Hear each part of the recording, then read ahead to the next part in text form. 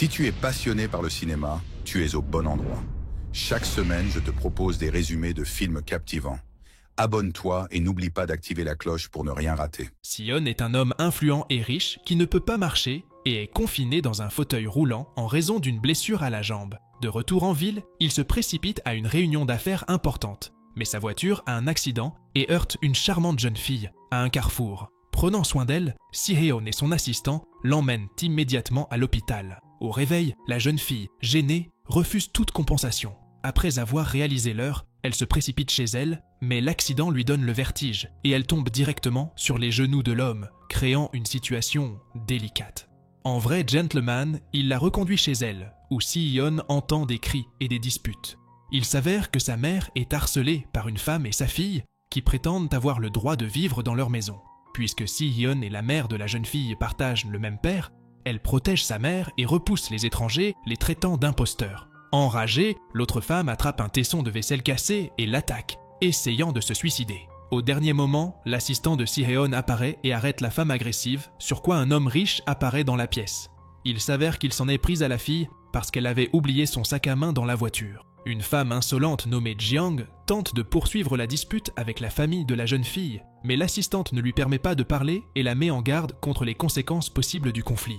Réalisant cela, elle et sa fille partent et la mère de la fille tombe malade. Alors que l'homme et son assistant s'en vont, la jeune fille se précipite après eux pour le remercier. Si-Heon demande de manière inattendue l'âge de la fille, ce qui choque l'assistant puisque l'homme d'affaires ne s'est jamais intéressé aux informations personnelles d'une autre femme. Avant de remarquer un insecte sur sa jambe, la jeune fille a peur et s'assoit accidentellement sur l'homme, ce qui semble très mignon et romantique.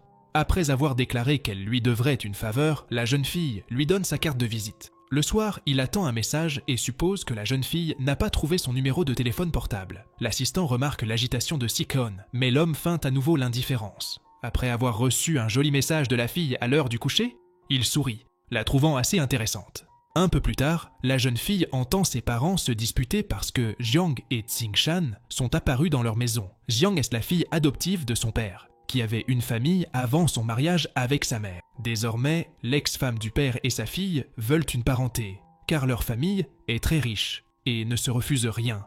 Réalisant que sa mère est faible et ne peut pas se défendre, Xiang demande à son père de ne plus jamais revoir son ex-femme et sa fille. Xiang veut travailler pour l'entreprise familiale, mais son père ne lui propose qu'un poste de serveuse dans l'un de leurs restaurants. Quelque temps plus tard, Xiang commence à travailler comme serveuse lorsqu'elle rencontre soudain Si-Ten. Confuse, la jeune fille ne comprend pas tout de suite quoi dire à l'homme qui lui demande soudain si elle va vraiment épouser le fils de la famille Lin.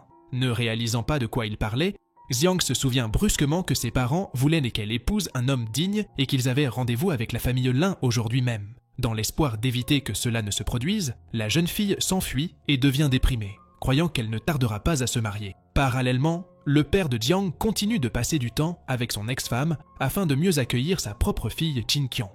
Pendant ce temps, Xiang se dépêche de rentrer chez elle, où elle rencontre ses parents et Monsieur Lin. Elle essaye d'interférer avec ce qui se passe lorsqu'elle rencontre soudainement son fiancé Ji, qu'elle n'a pas vu depuis de nombreuses années. Les familles décident d'organiser un mariage d'affaires entre les enfants pour unir les entreprises et sont prêtes à célébrer les fiançailles demain afin que Ji et Xiang puissent se marier d'ici la fin de l'année. Ne sachant pas ce qu'elle devrait faire, Xiang invite Ji dans sa chambre et lui propose de s'asseoir plus près. Elle lui demande de se déshabiller et l'aide même à déboutonner sa chemise. Mais en même temps, elle n'est pas pressée d'embrasser Ji, qui est amoureux d'elle. Au moment le plus inopportun, Xin-Xin écrit Oga et il s'avère que Ji sort avec sa demi-sœur Chiang. Agissant selon son plan, Xiang continue de séduire son futur mari, après quoi elle le frappe au visage. Tombant sur le lit, elle crie et appelle à l'aide, prétendant que Ji voulait la prendre de force. Xiang se fait passer pour une victime, ce qui fait que Ji se fait frapper au visage par son père. Agissant avec prudence et utilisant un déguisement, Xiang aperçoit Ji dans les bras de sa demi-sœur et prend des photos compromettantes. Déterminé à aider le couple à devenir un mariage heureux, Xiang commande une bouteille de vin dans leur chambre pour aider la relation amoureuse de Ji et Xin-Xin. Xiang surprend ce qui se passe, mais se retrouve dans une position délicate lorsqu'elle est accueillie par Xan et son assistant dans le couloir. La jeune fille est gênée de s'être rencontrée, là-bas par hasard, mais il s'avère que ce Hen la suivait délibérément et que cet hôtel est sa propriété. Le lendemain matin, la jeune fille doit se rendre au restaurant où doivent avoir lieu ses fiançailles. Elle n'est pas nerveuse, car elle sait avec certitude que Tis a trop bu et qu'il est peu probable qu'elle se lève du lit pour venir à la cérémonie et devenir son fiancé. Quelques heures plus tard, Sue se réveille et constate que son téléphone a été déconnecté. Réalisant qu'il est trop tard, le gars se précipite à la fête de fiançailles. Mais il peut à peine se tenir debout. Profitant de l'absence de Ji, Xiang annonce qu'il n'y aura pas de fiançailles et que les invités peuvent se disperser. Monsieur Lin leur demande d'attendre et attribue le retard de son fils aux embouteillages. Mais Xiang sait avec certitude que Ji est à l'hôtel avec une autre fille et le prouve en montrant une photo d'eux ensemble sur grand écran. À ce moment, Xin apparaît dans le hall avec son assistant et déclare qu'il est prêt à être le premier à enchérir pour la main et le cœur de Qiang. Le père de la jeune fille est tellement inspiré qu'il donne son consentement à la place de sa fille. C'est son opinion qui compte pour le puissant homme d'affaires. Xiang hésite et lui demande de lui laisser le temps d'y réfléchir. Quelques jours plus tard, Ji retrouve Xiang et l'attaque. Il devine qu'elle a envoyé du vin dans sa chambre et dans celle de Xinxian. Incapable de rattraper la jeune fille, il insulte sa mère et reçoit un coup de poing au visage. Le couple se rend dans un restaurant que l'homme riche a loué rien que pour eux deux. Resté seul, Xin demande à la jeune fille si elle a réfléchi à sa proposition. Xiang commence à être sournois et l'homme suppose qu'elle veut le refuser à cause de ses problèmes de jambes. Dans le même temps, Xiang suppose que l'homme d'affaires est trop riche pour vouloir sérieusement être le mari d'une fille simple comme elle. Sen l'accepte comme un accord pour devenir sa femme. Après le dîner, la jeune fille propose de compenser, mais Sen lui rappelle qu'elle est sa fiancée. Embarrassée, la jeune fille tente de s'enfuir, mais se cogne la tête contre un arbre et tombe sur un homme en fauteuil roulant. Il trouve cela amusant et demande à Xiang de ne pas être nerveux. Pendant ce temps, Ji trouve du réconfort dans les bras de Xinqian et se plaint du comportement de sa demi-sœur. N'ayant pas assez d'argent, elle demande aux voyous de faire pleurer Xiang. Le lendemain matin, les deux malfrats se rendent dans un restaurant et provoquent un scandale auprès de la serveuse, puis l'arrosent d'eau. Après avoir humilié Xiang et l'avoir fait pleurer, les intimidateurs promettent que ce n'est que le début. Après avoir appelé la jeune fille et l'avoir entendue pleurer, Xiang promet de venir immédiatement à son restaurant. Une fois sur place, l'homme emmène Xiang chez lui pour qu'elle puisse se calmer et faire le ménage. Un peu plus tard, il offre à la jeune fille une robe blanche comme neige et l'invite à dîner. Si Han demande à Jiang de l'appeler par son prénom, mais elle est trop gênée car elle a un profond respect pour lui. Le père de Jiang voit sa maîtresse bien qu'il ait juré de ne pas le faire. Jiang propose de divorcer et d'obtenir une part des affaires familiales de sa femme. Mais cela est impossible car son père l'a forcé à signer un contrat prénuptial défavorable. La nuit, un homme se faufile dans la chambre de sa femme pour effectuer une fouille. Mais Xiang le remarque en train de se sortir de la situation. Le père prétend qu'il veille la nuit et lit des livres. Le lendemain matin, peu avant de rencontrer Xiang, la jeune fille trouve un petit chaton et décide de l'emmener avec elle. L'homme est choqué lorsqu'il voit le chaton, mais n'admet pas qu'il est allergique aux animaux. Xiang ne peut pas ramener le chaton à la maison car la mère n'aime pas les animaux. San accepte de l'accueillir et l'aide à choisir un nom car il aime la fille et est prêt à tout pour elle. Un peu plus tard, la jeune fille suit une formation d'arts martiaux pour apprendre à se défendre. Elle retourne au restaurant où elle est abordée par les mêmes voyous, sans douter de sa force. Xiang répond hardiment aux hommes, puis les bat, les chassant du restaurant, une fois pour toutes. Il soigne les blessures de la jeune fille et lui propose de la laisser passer la nuit avec lui. Elle refuse, mais l'homme ne la lâche pas et la ramène chez lui. Le couple s'embrasse. Après quoi, l'homme d'affaires insiste pour que Xiang passe la nuit chez lui, car il n'y a pas d'assistant disponible pour la ramener chez elle. Cédant, la jeune fille reste chez Sen, pendant que lui et Shua trouvent les intimidateurs qui ont été payés non seulement par Xiansheng, mais aussi par Ji. En voyant l'homme riche en fauteuil roulant, Ji promet de payer généreusement les intimidateurs pour le battre. De retour chez lui, San se couche dans le même lit que Xiang. Cela embarrasse grandement la jeune fille, mais l'homme ne la laisse pas quitter le lit, affirmant qu'elle est sa future épouse et qu'ils doivent coucher ensemble. Lorsque Xiang se réveille le matin, elle regarde l'homme et se rend compte qu'elle est tombée amoureuse de lui. Lorsque Xiang se réveille, elle est gênée de se retrouver trop près de lui, laissant la majeure partie du lit vide. Bientôt, le couple se rend au petit déjeuner où ils profitent d'un moment romantique sans que l'aide ne s'en aperçoive. De retour chez elle, Xiang apprend que sa mère est victime de chantage et qu'elle est déçue par son mari traître. La jeune fille soutient sa mère dans ce moment difficile. Après quoi, elle retourne chez l'homme riche. Xianeng interroge la fille sur ses sentiments pour lui, en supposant qu'elle est amoureuse. Très embarrassée, Xiang dit qu'ils sont amis, tout comme son assistant. Le couple est remarqué par la petite nièce de Ji-han, qui comprend pourquoi cela fait si longtemps que son oncle n'est pas venu lui rendre visite. King dit que Sa-ing et Xiang sont faits l'un pour l'autre, puis les aide à surmonter leur peur. Plaçant la main de la jeune fille dans celle de son oncle, le roi Qing pousse Jiang dans ses bras et s'enfuit. Sen invite Xiang à une fête d'affaires et lui demande de l'accompagner comme s'ils formaient un couple.